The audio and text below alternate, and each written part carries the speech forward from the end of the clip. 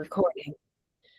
All right, so let me share this guy. Here we are. Oh, all right, so here we are on the beautiful purchase offer contract. So everyone's used this, right? Every single one of you. Angel, have you used this one yet? Nope. No, ma'am.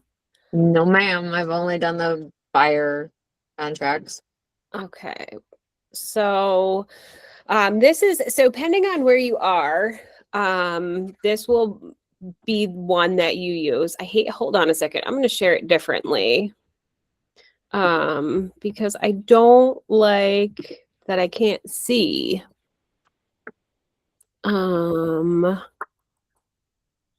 If I share the entire screen, bear with me. Is it going to? Boom. Great. There we go. Now I can see everyone at the same time. I can't stand it when it doesn't. I'm like in a different window. So depending where you are, you will most likely use this one. If you're in Delaware County, the Delaware County attorneys really love their contract. In Otsego County, some of the attorneys, like if you use Bob Birch in Cooperstown, if you use this contract every single time, he has an addendum that he adds on to this. It's just a rider that fixes up some of the language that they don't use. So just be aware of that. The first page is pretty basic, right? You're going to put the seller's information. You're going to make sure that you have all the names on there, that the address is the same address that they have listed in the MLS. So it's a rule when you're listing, you have to make sure that you have the seller's name and the seller's address. So whoever is writing the purchase offer contract doesn't have to like hunt down who the owners are and what their actual address is. If it's a PO box, always try to get their physical address too. I've had some attorneys throw it back like, oh, we need an actual physical address if they're using a PO box. Same goes for the buyers. It's full names as they want their deed to be conveyed, right? So if they use their middle initial, make sure you're asking them like, hey, how do you sign your name? Because if there's any discrepancies, it can get a little particular. So number one's pretty simple. Two, the property to be sold. The property and improvements which the seller is agreeing to sell, which the buyer is agreeing to purchase, is known as, and you'll put 123 Main Street there. This next part, located in the city, village, or town of, you want the town that the tax bill gets sent to. So there we have like a lot of little pockets, right, where some towns are lumped in with other bigger towns because it's just too small. So you're making sure that whoever they pay taxes to, whatever town, city, or village they pay taxes to, that's what goes there. And then obviously whatever county they're in, Otsego, Delaware, Shenango, Schoharie. Does anyone have any questions on that? Go ahead, Young. What do you got? Okay, so when seller is living, so number one, the seller's selling the property and living in the property is two different address. Then you have to put the A as in the where they're living, not the one you're selling, right?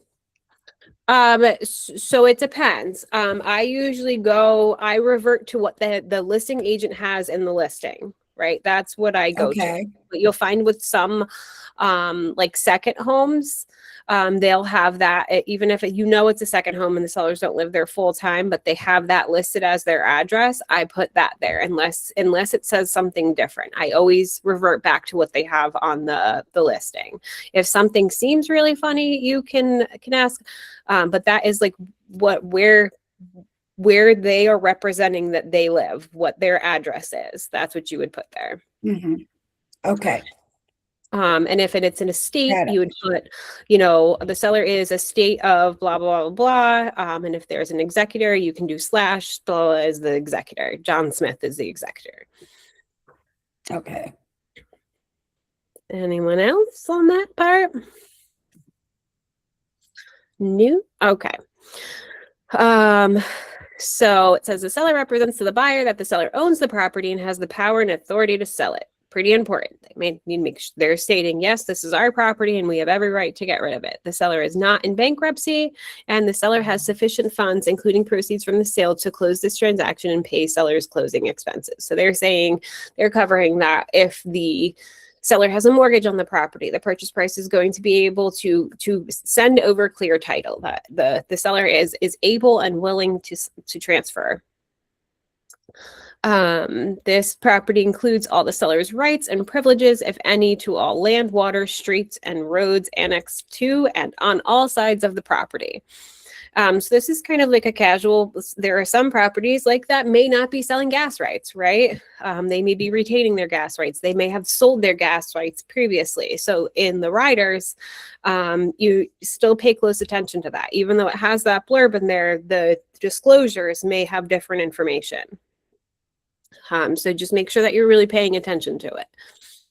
The approximate lot size should be again listed on the MLS. I always like to cross-reference with what's on the tax site too, just to make sure. If there's any discrepancies, you can put what they have listed on the actual listing and then let your attorney know or ask the seller, hey, you know, there's a discrepancy in the lot size. Do you know anything about that? If they don't, bring it to the attention to the attorney. When the attorney is looking over the deed, he can find any issue there. And if there's anything further, you know, if there's a survey on file, something like that, they should be able to rectify the situation. So the next sentence kind of goes and kind of piggybacks on that above sentence. Seller represents that all gas, mineral, oil, and timber rights will transfer the property to the buyer except for the following, right? So if any of those disclosures say, you know, hey, we don't own the gas rights, so we can't transfer them, you would write in there. So it's very important to make sure that you're not just skimming over disclosures. You're like, oh yeah, I'm sure everything is fine, and just, you know, hustling right through it. Make sure you're paying attention. And if it is listed in the disclosures, make sure you're listing it there. The section block and lot number, this one I think catches a lot of people because we just used to write it straight out on the older contracts. So when you're looking at the tax map number, sometimes when people are filling the listings from like a tax site, so you know how the option in the listing portion of the MLS is like fill from tax, it'll do like the long tax number. It'll have like the code and then a billion zeros in it. And there's a shortened one. And when you're looking at it, it should be like 712 period 1. That would be the section number, and then a dash, and then there's usually like a 1 or a 2 or something, another number there. That's the block number, and then another dash. So the dashes are what separate the section, block, and lot number. Does that make sense? And zeros usually kind of collapse in. If you're ever like questioning, like, I don't really know what this is, you can ask me, ask anybody. And when you call like real property to verify the taxes, so if you call the county and speak to real property to verify what they are, they'll usually ask you for the tax number, obviously, or the name, and you can ask them too. They'll say section number, block number, lot number. Any questions on number 2? No?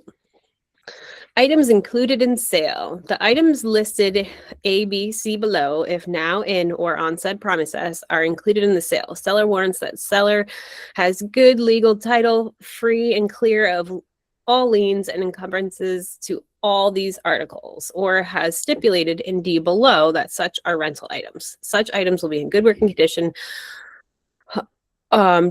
good working order, not condition, at the time of closing, except for, so if there is anything that they have specifically listed or you have negotiated that's not included, you would write that there.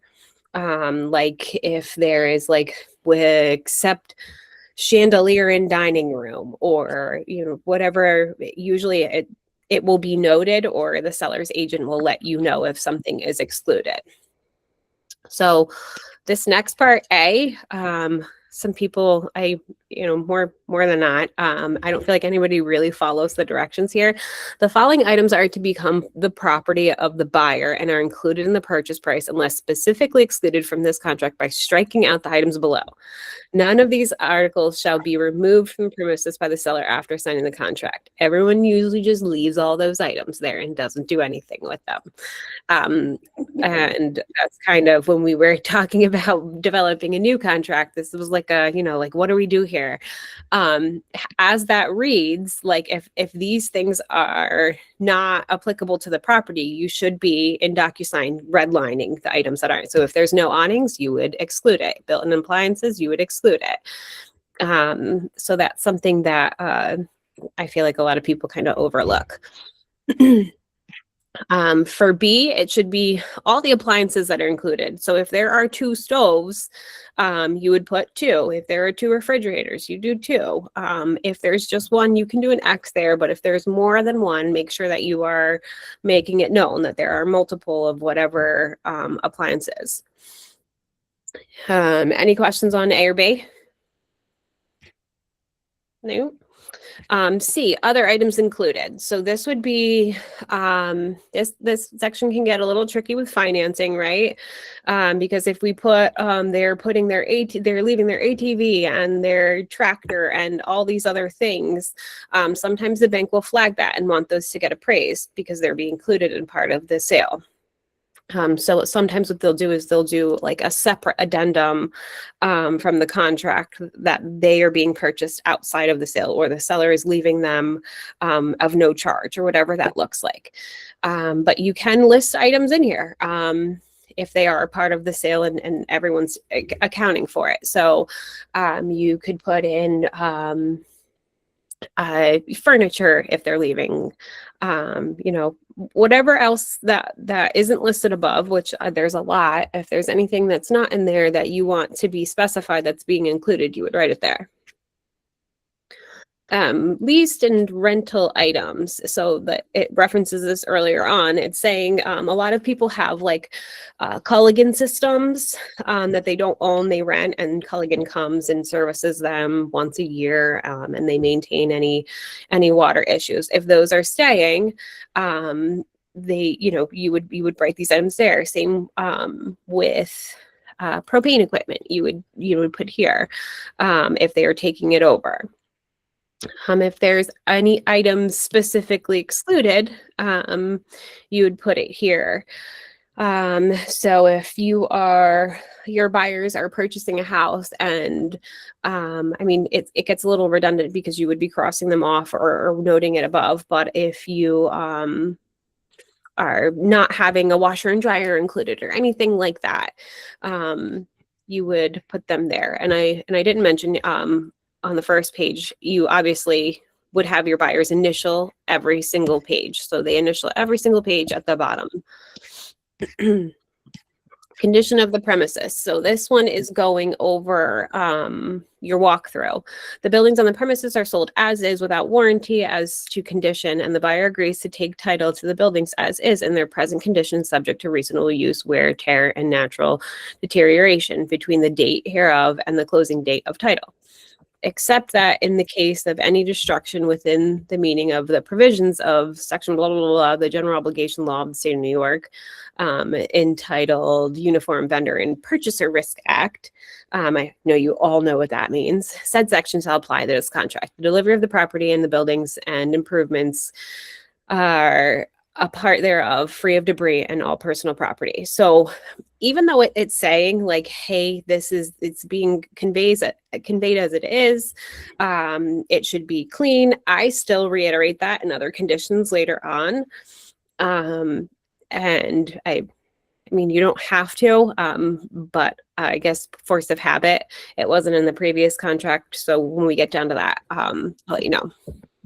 Any questions on those couple things? You? So the purchase price, this part right here, we are writing out like if it was $100,000, ONEHUNDRE, like we are writing it out in full form there. And in these parentheses, we are putting the 100,000,000. And more times than not, people forget to write like thousand. So it'll say like $162. So make sure you triple check yourself that you make sure you write thousand in there. So A here is the deposit with this contract and held pursuant to paragraph 6. So this is if you are writing a purchase offer with somebody and they're like, with this offer, we have $1,000 check. It's here with the contract, right? That's the earnest money deposit. You would put that there on A. If they are doing the deposit upon acceptance, you would put it on B.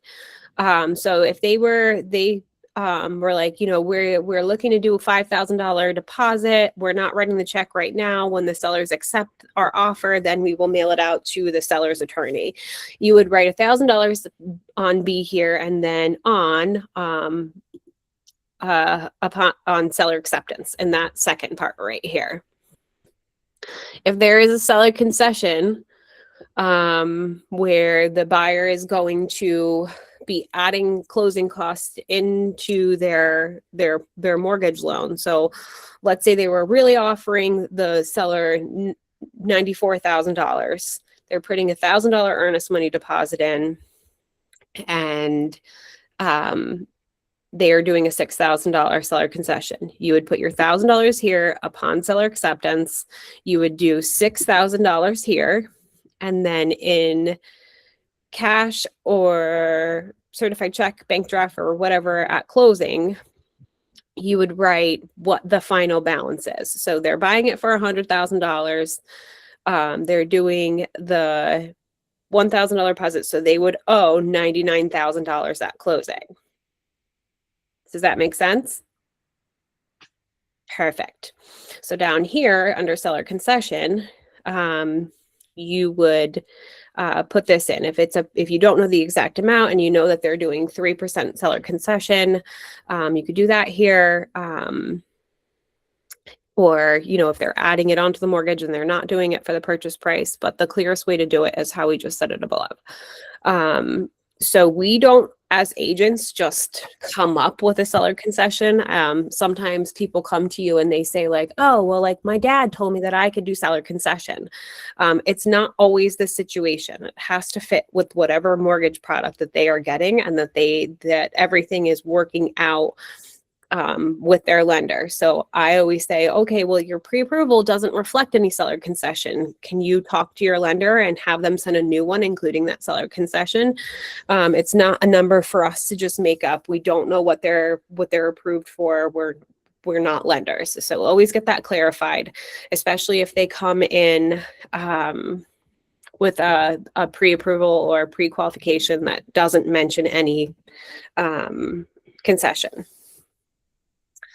And if you are adding the concession in, you would click this box right here. So this is where you're spelling everything out, so it's very clear. And then when we get to seller or other conditions, I always write in there like net to seller is blah, blah, blah, blah, blah. So it's very clear that there's a concession. The actual net to seller is this. Everyone's on the same page. Deposits, again, it kind of spells it out a little more thoroughly here in number 6. So the buyer will deliver upon acceptance or has delivered the time of this offer. So if you put the number in A, you would select the second half. If you put it in B, you would do the first half. You're going to put that amount of the earnest money deposit in this first line here. And then in the form of personal or bank check. And then if you know where the earnest money is getting deposited, if it says, like the seller attorney will hold it, we will put in there the seller's attorney name or seller's attorney. If we don't know exactly where it's going, we could put TBD there, but as soon as it's accepted, we need to know where we're telling the buyer to send that money to, whether it's Keller or the attorney or the buyer's attorney, wherever that ends up being negotiated, it's being held. If the seller does not accept the buyer's offer, any deposit that they had put in will be returned to the buyer. If the offer is accepted by the seller, all deposits will be held in escrow by the escrow agent and deposited into the escrow agent's escrow account. So many escrows. it's very important that you get a copy of that escrow check and get confirmation that it's been deposited. So if it is being held in the seller's attorney escrow, you making a point to ask the seller's agent, hey, can you let me know when your seller's attorney has received the check? And can you send me confirmation of it, a copy of it? Because we do need that in DocuSign to make sure we get paid out quickly, right? We need proof of that. There have been times when like the buyer says, oh no, yeah, I sent it. And we assume they have, and then we get to closing and no one has confirmed if it was actually sent in. And then there's kind of like a scramble, like, oh, well, now we got to refigure things because we need this extra check because that money hasn't been accounted for. So that's super important. And if you have all your documents submitted in DocuSign ahead of time, you know where everything is. So it shouldn't be any issue there. So if you're keeping up on things and not waiting till after it's closed to upload your documents, because it's always hard to track things down after it's closed. So the earnest money deposit comes off the bottom. So if that has been deposited in someone's account, that's why the actual amount due at closing will be $99,000, because the money gets whatever earnest money they put down takes off the bottom. Does anyone have any questions about earnest money deposits and how they're held, what they're used for, how this section is filled out? You perfect. The financing part. So this is another one. It goes back to like we're not guessing. If it's a cash offer, it's easy peasy. You put a red line through it, right? If they are financing, you want to make sure that you're following what their actual pre-qualification or their pre-approval says. So what type of loan they have, what their mortgage loan amount is. If they are buying $100,000 house and they're pre-approved for $300,000, you should be able to see what their loan to value is. So you should be able to do the math. Like if their pre-qualification is bigger and they're not doing a sale or concession, and it's very cleanly written on their pre-qual of what percentage they're putting down. But you do need to know like the term and how much they are. How much they're mortgaging. If it's a fixed or adjustable rate, this part right here, adjustable rate not to exceed. You can, if someone is doing an adjustable rate and they don't want to go over a certain amount for their interest rate, you can put it in there. I feel like I don't really use that a ton because most of the clients that I've worked with, they do fixed loans, but you do get the occasional ARM. So make sure that you're paying attention to that and have the buyer protected if they are doing something like that. The buyer agrees to use diligent effort to obtain said approval and shall apply for the mortgage loan within, I put 14 business days there. So that's giving them 2 weeks to get their actual application into the mortgage company. The lender will need a copy of a fully executed contract. And then they will need to submit documents to their pools, talk with them, figure out what they need. I've seen people put 10 days there, but for me, I put 14.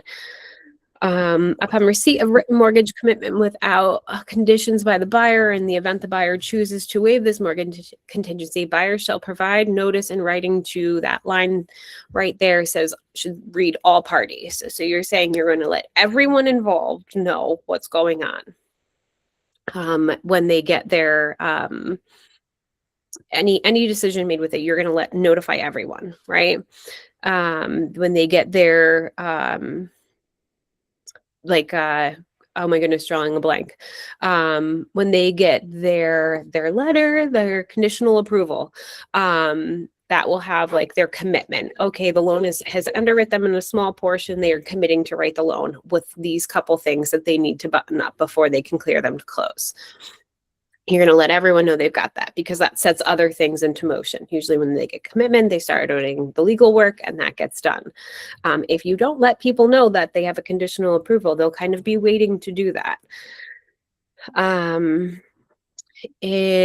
Upon receipt of such notice, this contingency shall be deemed waived or satisfied as the case may be. In the event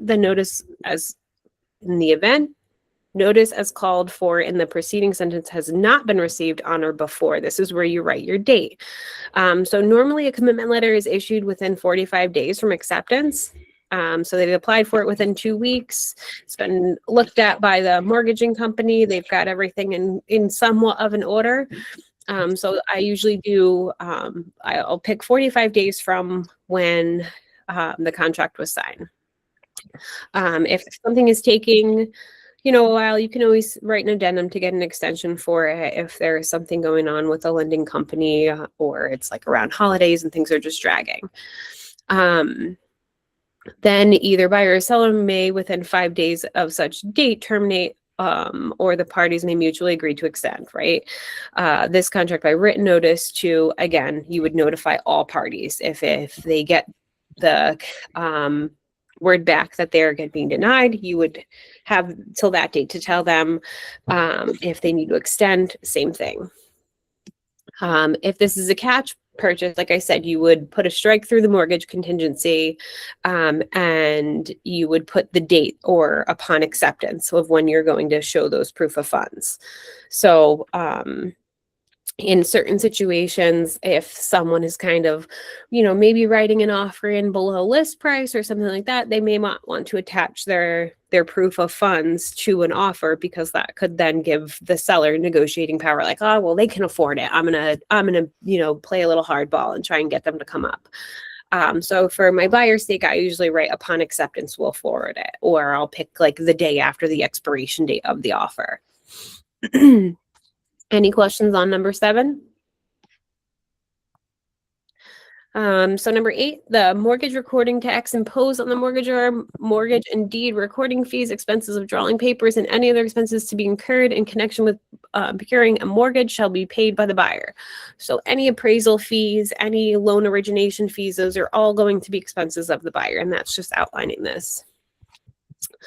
So transfer tax, additional tax, and mortgage satisfaction, the seller shall pay the New York State real property transfer tax. Does anyone know what the transfer tax amount is? No.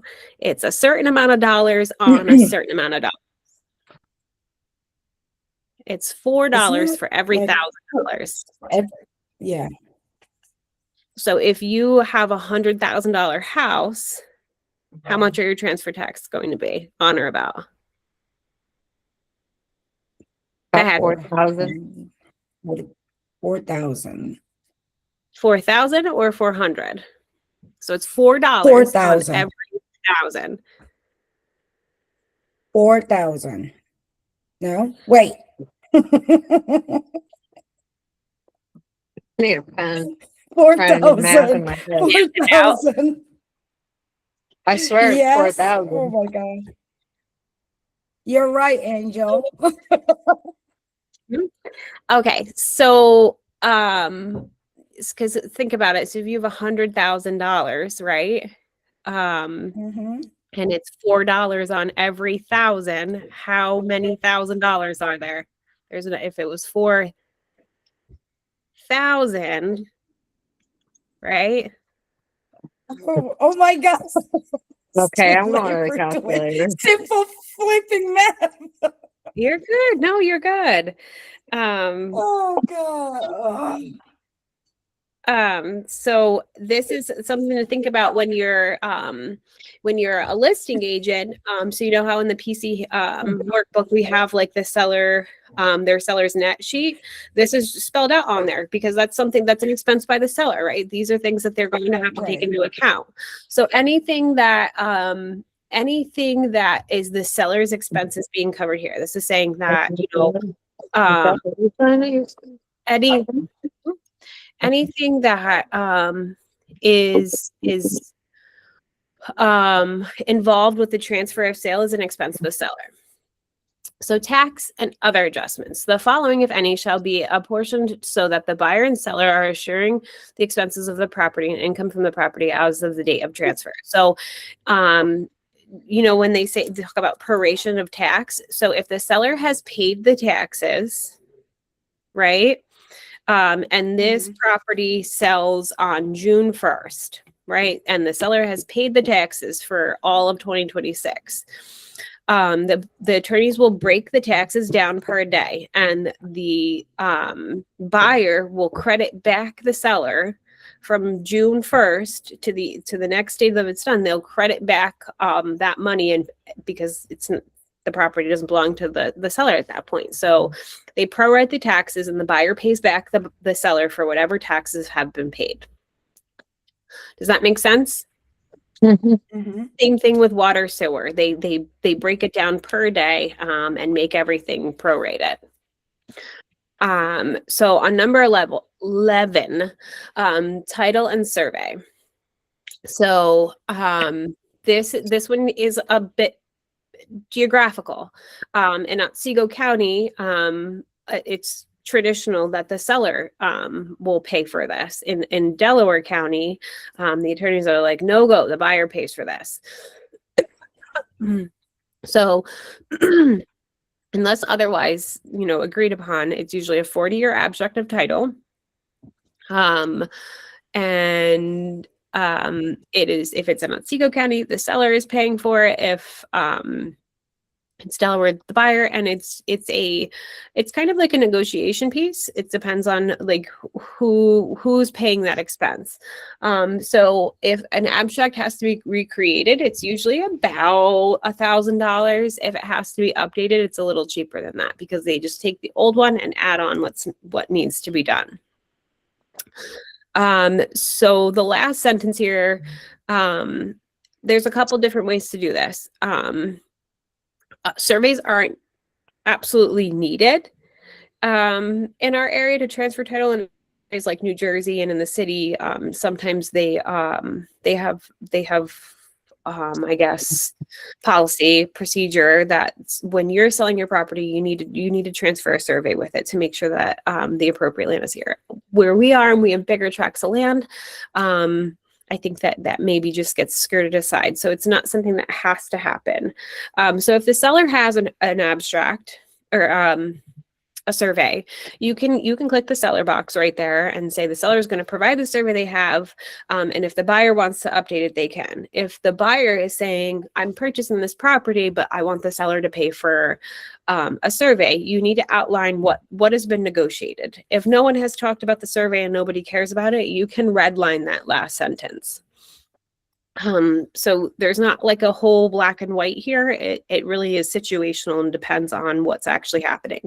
If there's a survey attached to the listing, I will usually say the seller's providing the survey and the buyer can choose to update it if they choose to. And that would be an expense onto them. If my buyer says, no, I want the seller to provide a survey and they don't have one, the seller is going to provide the survey and the seller shall pay, right? So that gets outlined there. Does anyone have any questions on the title and survey? No. Number 12 is oh, go ahead. I'm sorry, I didn't see your hand up. No, that's okay. I just kind of, raised my hand last minute. So it can be a negotiate by seller and buyer too. If they are going back and say, I'm not paying for it, or buyers say, I want you to pay for it, they can come middle, right? Yeah. I mean, that's kind of what happens, right? Right. I have had some situations where people are from downstate and they are used to, no, if I'm buying the property, I want the survey. If they say, there is no survey and the buyer and seller are going to maybe split the cost, I would outline that. I would click both of those boxes, buyer and seller, and then in other conditions, I would write the buyer and seller agree to split the cost of a survey, not to exceed the amount of whatever per party, right? So that way, if they get into it and they're like, oh, holy shit, this survey is going to cost us both $10,000 or something like that, that might be enough for them to be like, well, maybe we don't actually want the survey now, like maybe we're actually good. We're not really that concerned, because they're used to little parcels down there, right? So they're like, oh, the survey is only going to cost a few $1,000s. And then they get someone up here and they're like, oh, it's 100-acre lot of land and there's all these weird little twists and turns in it. It's going to be a good chunk of change. It can change the tune. So I always make sure that I ask them, okay, up to what amount, right? Like, what are we willing to do here? So if we get to that and we're all not comfortable, we've set the expectation of like, this is the max, we're willing to go. Anything under that, everyone's fine with. But if it's more than that, we're going to have the opportunity to say, do we want to move forward with this? What do we want to do? Does that make sense? Does that answer your question? Cute. Thank you. You're welcome. So number 12, conditions affecting title. So this one, I just get in the habit of using current use. Whatever the seller is currently using the property for, that's how they're transferring the title, right? If it's a residential property, that's how they're most likely going to be transferring it. Unless my buyer says like, I know they're using it as a residential, but I want to ensure that I can use this as a mixed use or a rental or whatever it is. Like I feel like we're seeing that a lot. It's a residential home, but our clients want to use it as a rental and they want to ensure that they can use it for that. But if everything is like if it's a residential property and the purchasers are buying it for residential use, you can do current use there, residential use. If it's a commercial building, you would write commercial use. If it's mixed use, you would write mixed. Does that make sense? Okay, so number 13, we transfer with a warranty deed unless otherwise explained. If someone had purchased a property at a foreclosure sale, they may say, oh, well, we purchased it with a quick claim deed. That's fine. Your buyer can still purchase it with a warranty deed. They're asking that the attorneys do the work to transfer a warranty deed. Might it be a little more expensive? It may be because they have to do a little more digging, but just because something is purchased at a foreclosure does not mean that's the only deed that can ever be transferred. So that was something that I didn't learn until, a few years ago. I was like, oh, I had no idea. I thought that if it was, transferred as a quick claim deed, it's just a quick claim deed down. But that's not the case. So fun fact for you.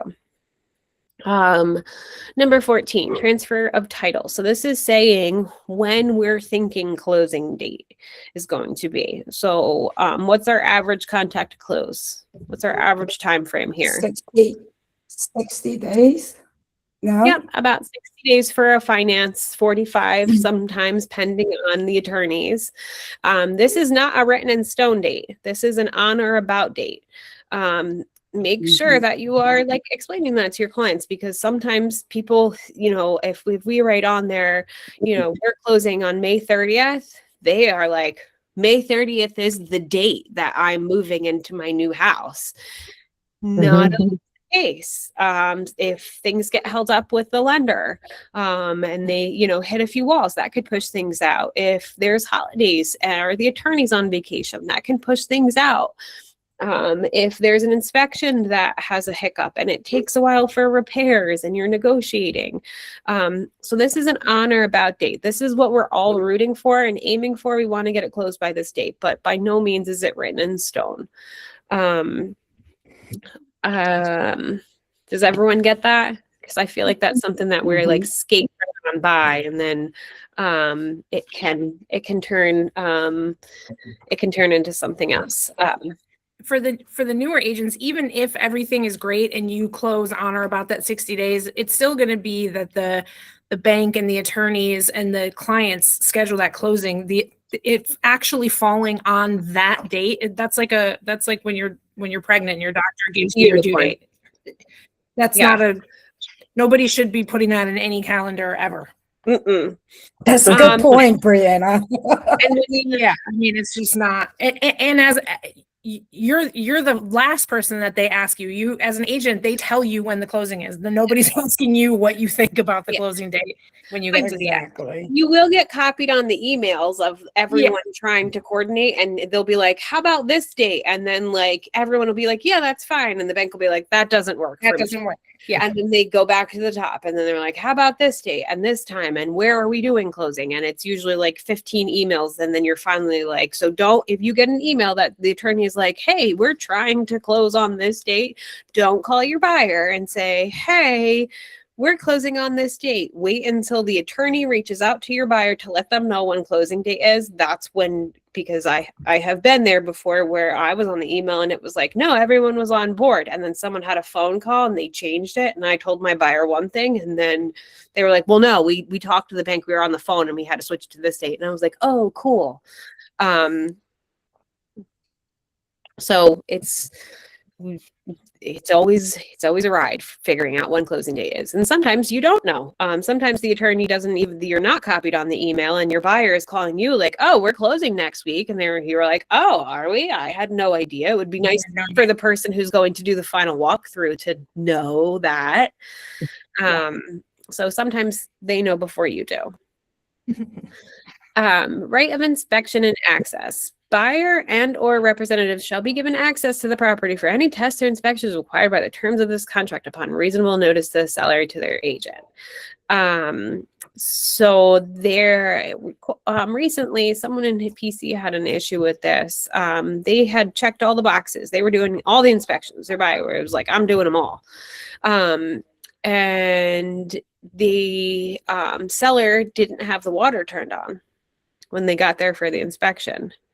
That's a problem, right? Like it's not on the attorney or the inspectors will not turn somebody's system on for them. They like if the electric is bumped off, the inspector is not going to be liable if they turn that electric on and something malfunctions and the house burns down. That's not on them.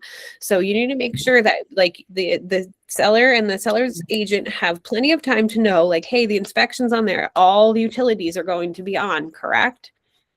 Because sometimes you need to be very precise. Or you'll get there and you'll be like, hey, the water's not on. And they'll be like, yeah, go ahead and turn it on. No, thank you. No, you can come turn it on, but I'm not turning someone's water. What if the pipes froze and you turn that baby on and the house starts flooding? Who's liable for that? You turned it on.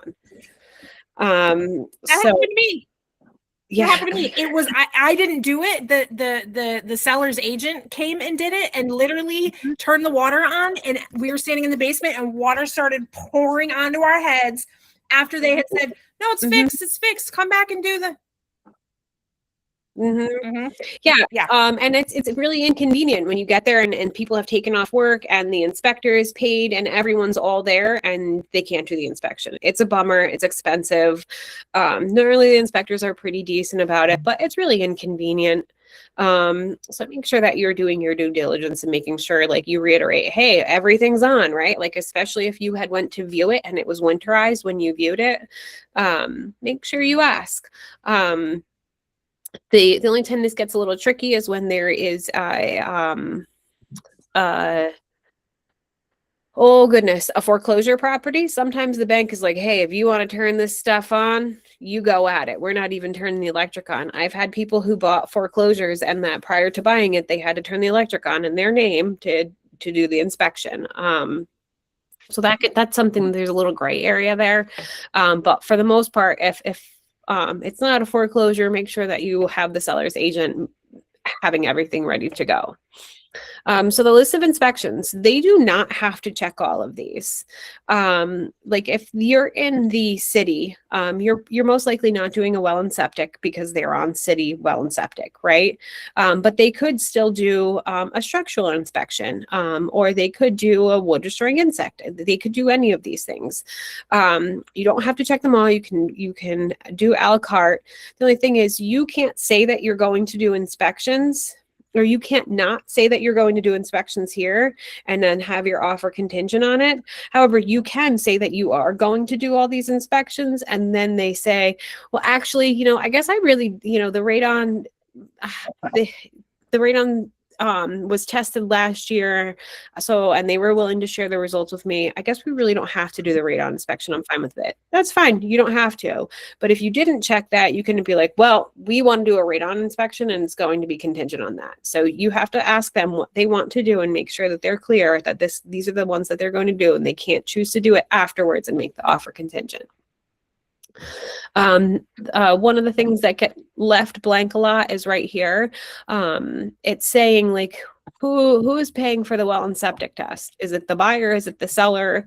My rule of thumb is if you're doing something on your end for due diligence, I want to pay the person that's doing it. I want those people working for me. Not that we're thinking people are dishonest, but unfortunately, we live in a world where people are dishonest. So if I'm paying for something to ensure that my investment is protected, I want to pay the people who are doing that for me.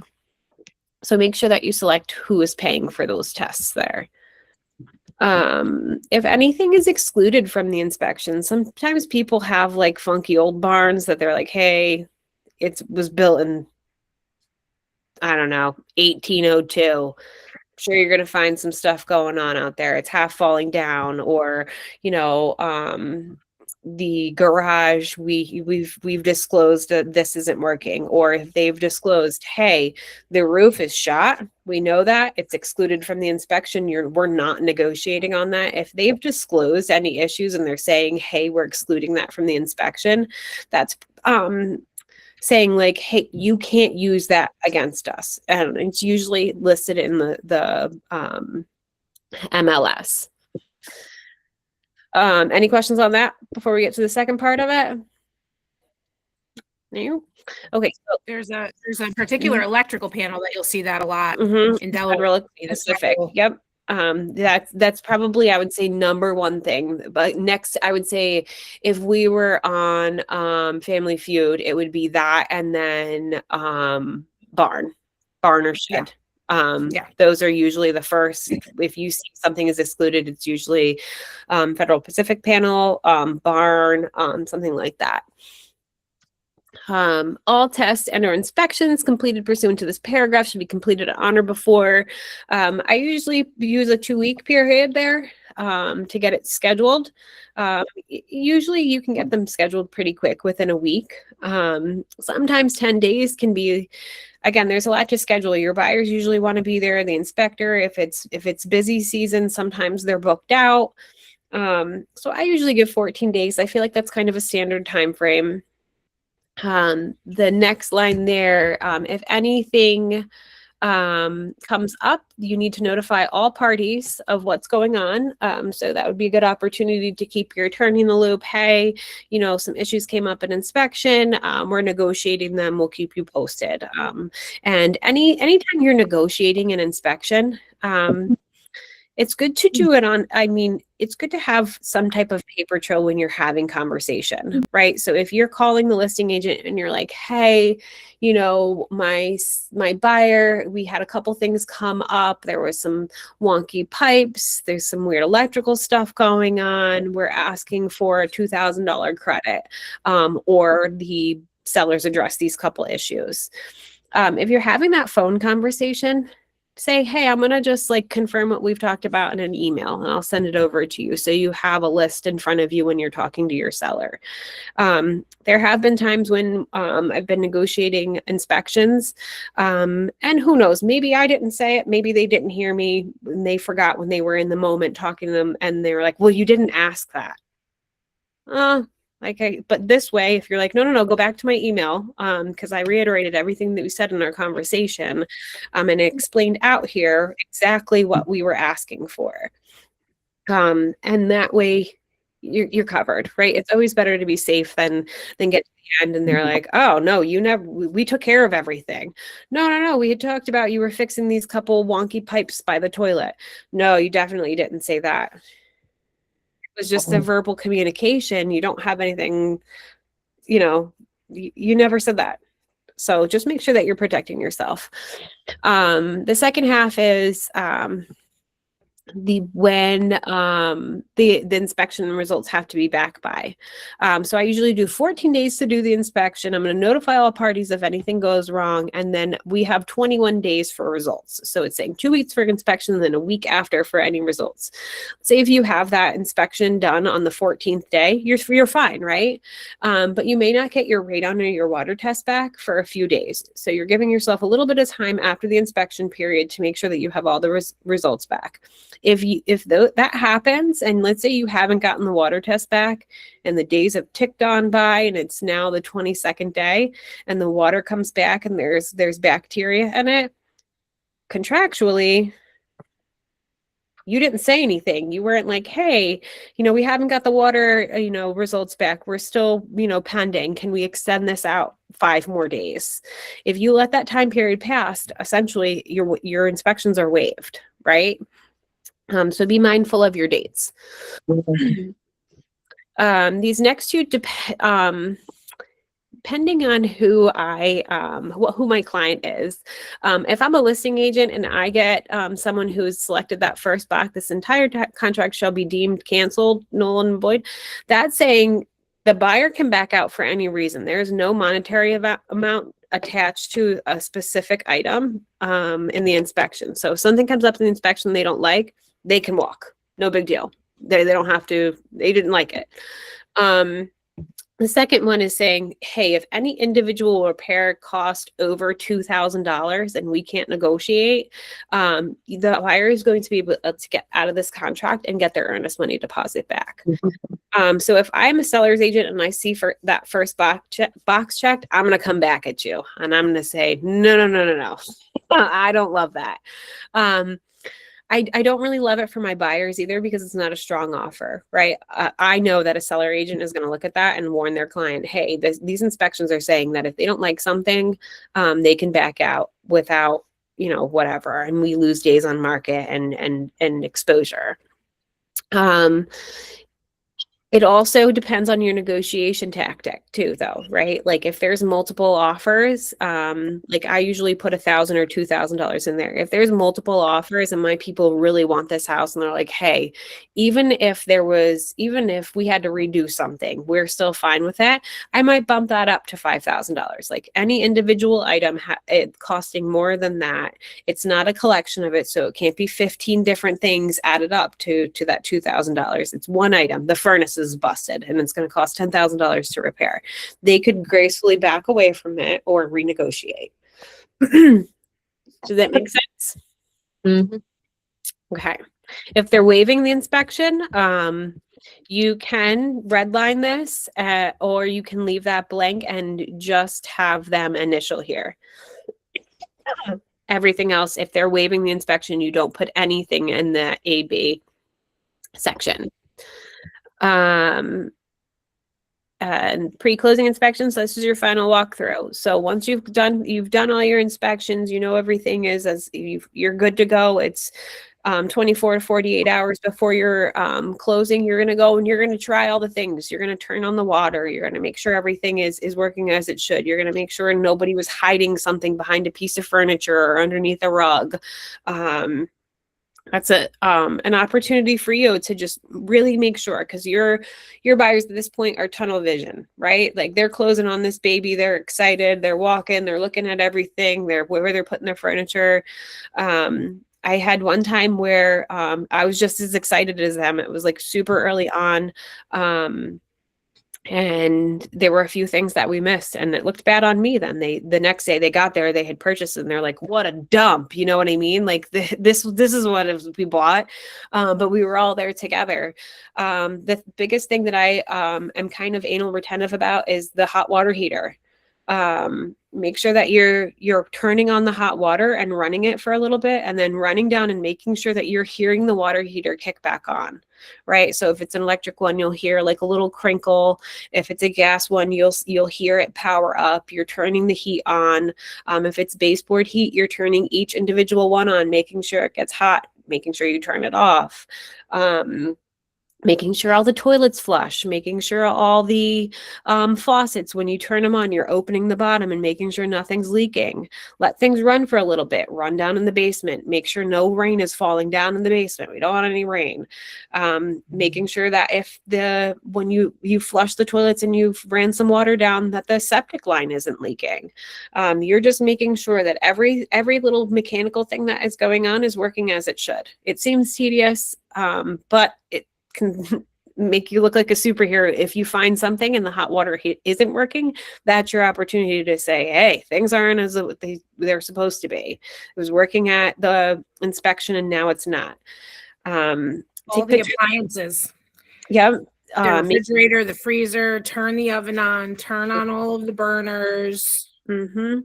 And whatever is conveying with it, that it's running the way that it did when you put your offer in. And if something isn't right, if it was supposed to be clean, swept, and free of debris, and you get there and it's not your job to fix it in that moment, but it is your job to take pictures and make sure that you have everything, to go back to the attorney and say, or the listing agent, and say, hey, things aren't as they seem. We either need to rectify this before closing, or we need to have money held in escrow. The other thing at your walkthrough to make sure that you know what you're doing is make sure you take pictures of your, like, any meters that there are, oil tank. There's nothing worse than getting to the closing table and they're like, did you take a picture of the oil meter? And you're like, no, sure didn't. And good thing the house is an hour away and I have the keys to it. So just make sure that you're paying attention to that. The time period of the offer, usually 2 days. That's usually what I give, unless there's a highest and best, and I know they're not accepting the offer until, Friday at 6 p.m. Then maybe I'll do it for Saturday, whatever that is. Making sure you're actually putting the date there, and then writing in a time too. Number 17, this one gets DocuSign jacked up. I know it's you can write the right thing in there, and then you get to the bottom and you type your name in, and it's connected to the other box, so it messes it up. This is the brokerage name. So if you're purchasing or your buyer is purchasing a property and the seller's agent is Benson, it would say Benson Agency and Keller Williams Upstate and my property have brought the sale about. It's not Lance Thomas and Angela Moser, right? Like that, it's broker to broker up there.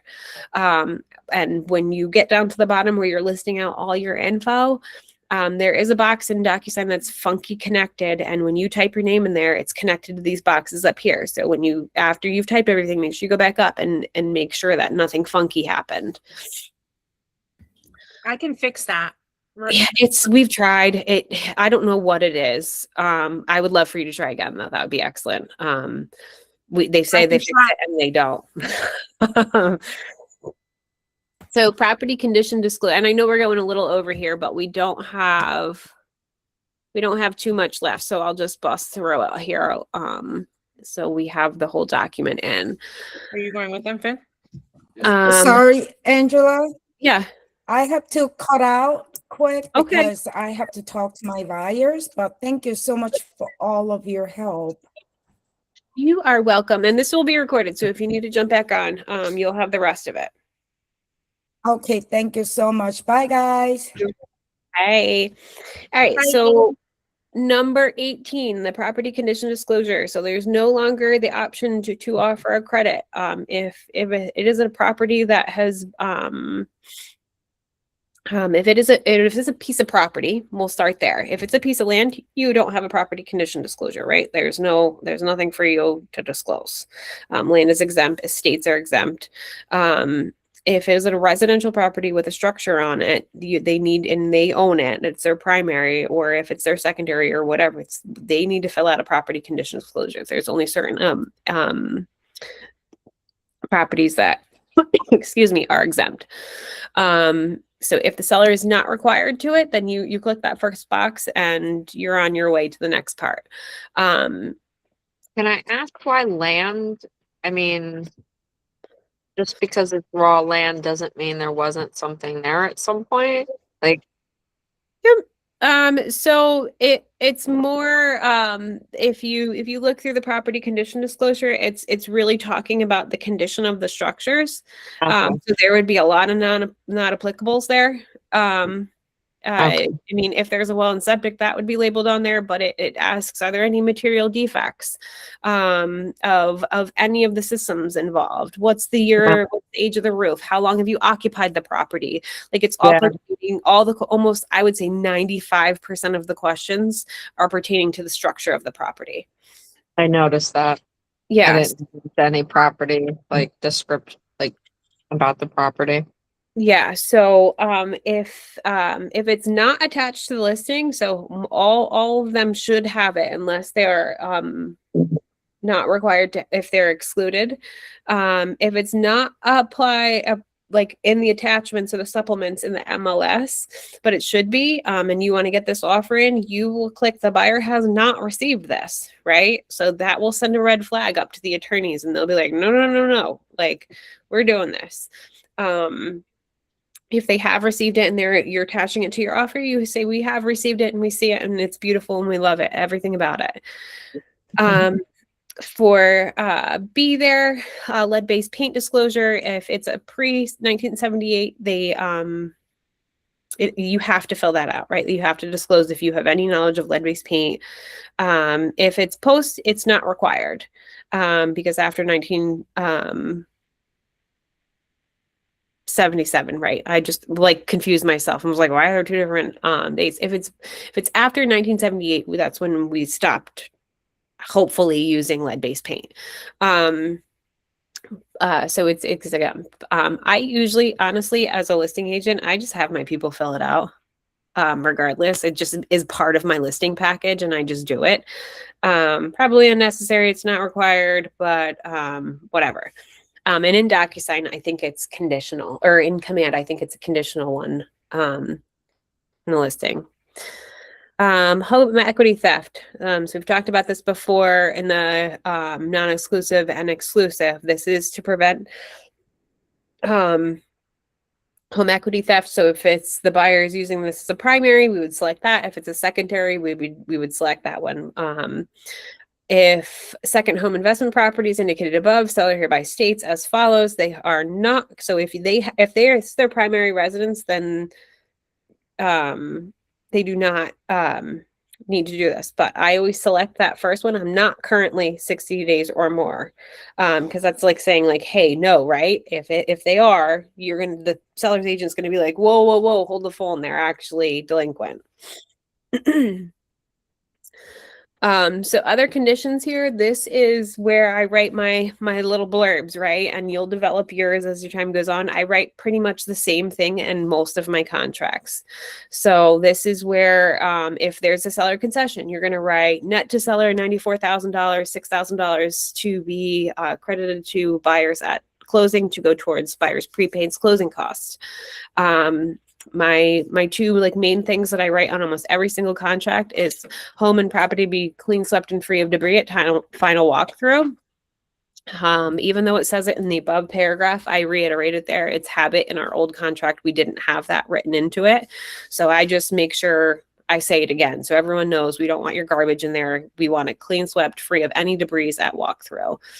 I also usually write in electrical, plumbing, and mechanical systems to be functioning and be maintained by seller until closing, and also be seasonally upkept. So if it's snowing, we want to make sure that the seller is plowing the driveway. So when it's our turn to go move in there, we don't have 3 feet of snow. Same thing with the lawn. If it's summertime and the grass is growing, we don't want a hayfield. It's under contract, so you're going to stop maintaining the lawn and they have a hayfield to deal with. So I make sure that I write in there simply because we've had problems with it before. It only usually takes one time for you to have a situation where you're like, well, shit. That you're like, never again will that happen. So you'll develop your own little things that you write in that. If there's anything else in there that's like different, wonky, you'll have some deals where they'll be like,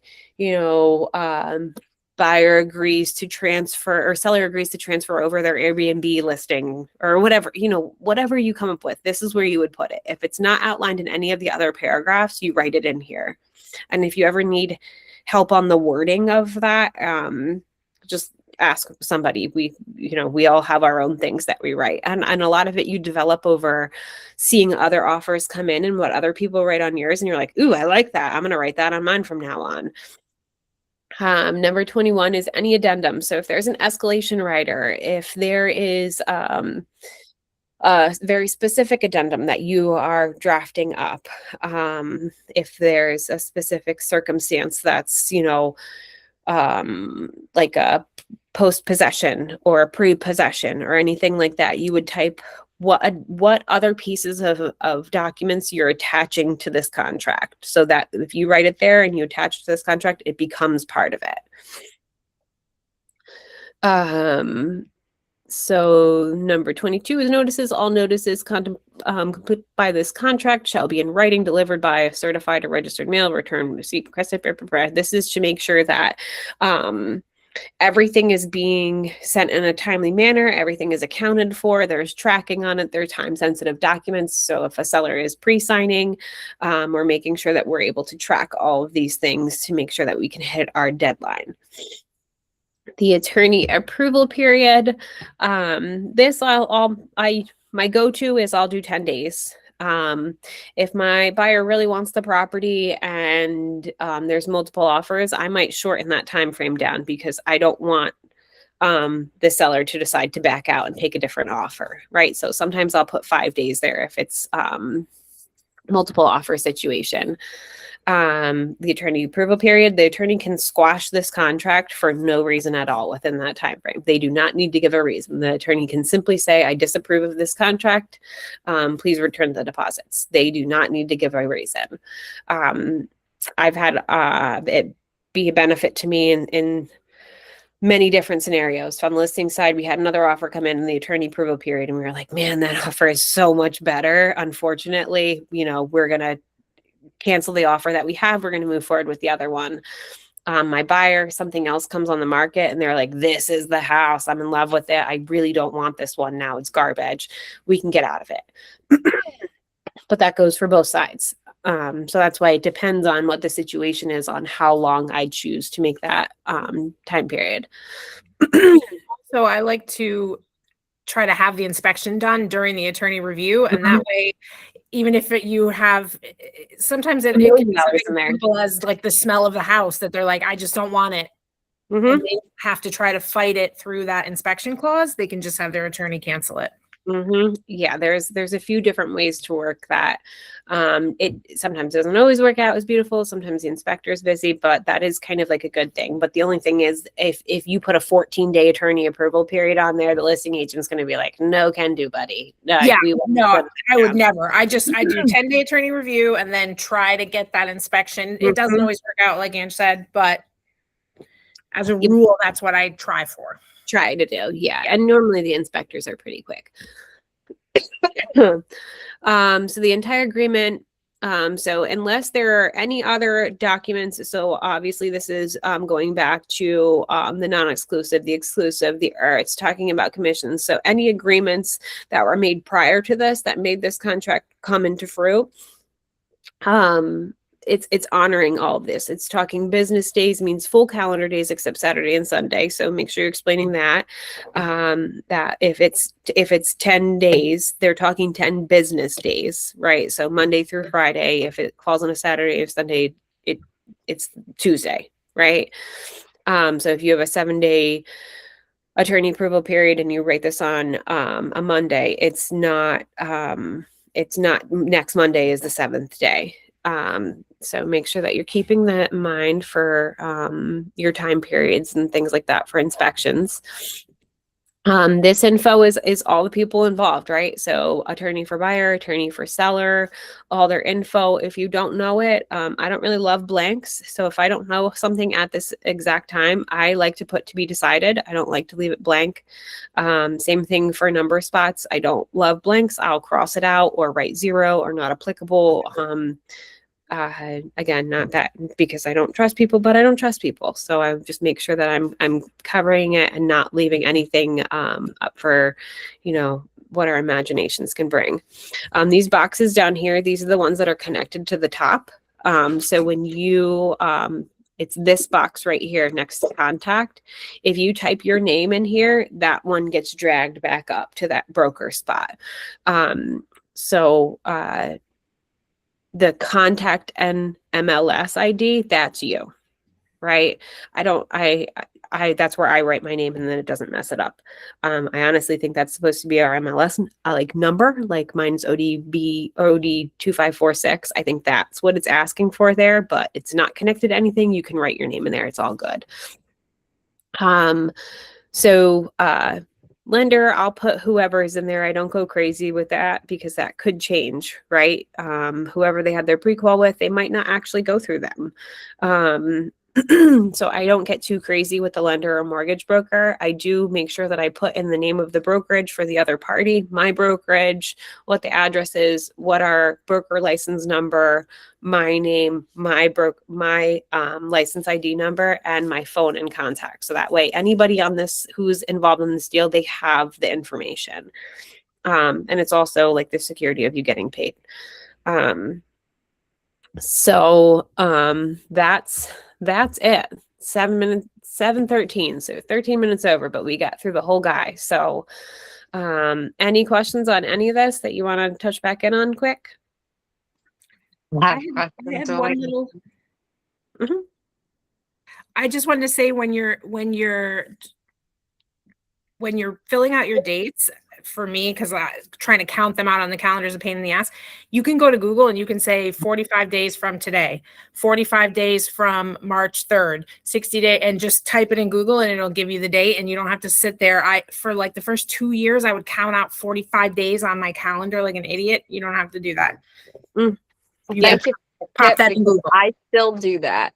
I mean, and then you get it wrong, and then you're like, oh my God, I didn't count business days. It's just like, you can put 45 days, you can put 45 business days, you can put 10, but like Google will do it for you very easily. Yes, that is a good point. Good tidbit there, Brianna. What did you have, Angel? Did you have a question? I said I'll have questions eventually. Yeah. This is absorbing. I tried to follow along with the contracts in my book, but I didn't find these. It should be in your buyer, in the buyer section of it. See, I was looking at the seller. I thought you said it was the seller. Well, I mean, your seller does get it, but you're filling this out usually for your buyer. Okay. The purchase contract. And honestly, there's still things that come up that I'm like, I don't know. And then I ask somebody and then there's no shame in not knowing something. There's shame in guessing though, because then you look silly or the attorneys will kick it back to you. The first time I had filled out the purchase contract that we had used to use, I didn't know what I was doing. I was with another brokerage and I was winging it because they didn't explain. And I can't remember who the agent was that I sent it back to. And I was like, they were like, so is this your first time? And I was like, it is. How do you know? And I really just had no idea what I was doing. So to save yourself from that embarrassment, that's why we always have, when you're in PC or if you're a seasoned agent, you have a question, you can always call us and ask. We'll find out if we don't know the answer. But that's why we review it before you send it out, to save you that embarrassment of sending over an offer and it's like, yeah, no, that's not the tax map number. That's not it at all. Or like a 60-day attorney review period. Yeah, no, don't do that. So that's it's always a learning process. And there's always, every deal's a little different. So having as many eyes as you can on something, it never hurts. So any questions you have, you let us know and put them in the PC chat too. If you're on that, because it's, or the agent chat. Because if you're having a question about something, somebody else probably does too. And it's, sometimes it's, you don't think about things until someone asks and you're like, oh, wow, I've been doing that wrong. So don't be shy with your questions. So that's it. So Stop recording. How do I stop recording? I don't get back in there. Mm-mm-mm. It's actually pretty cool because I could blow up your screen that you recorded on my thing.